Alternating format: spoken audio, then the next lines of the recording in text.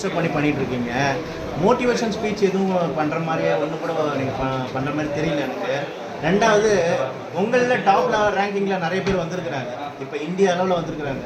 அவங்களெல்லாம் நீங்கள் ஏன் விஐபியாக கொண்டு வந்து இந்த நிகழ்ச்சியில் நடத்த மாட்டேங்கிறீங்க?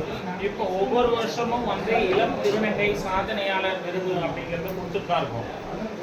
தென்னிந்திய திருநங்கை கூட்டமைப்பு ஒவ்வொரு வருஷமும் இளம் திருநங்கை சாதனையாளர் விருதுகளை கொடுத்துட்ருக்கோம்.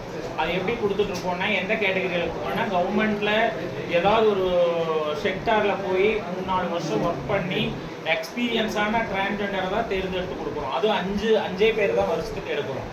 நிறைய பேரை கொடுக்கறது இல்லை, 5 பேருக்காக தான் கொடுத்துட்ருக்கோம். தொடர்ந்து கொடுத்துட்டு தானே இருக்கோம். இளம் திருநங்கை சாதனையாளர் விருது கொடுக்குறீங்க.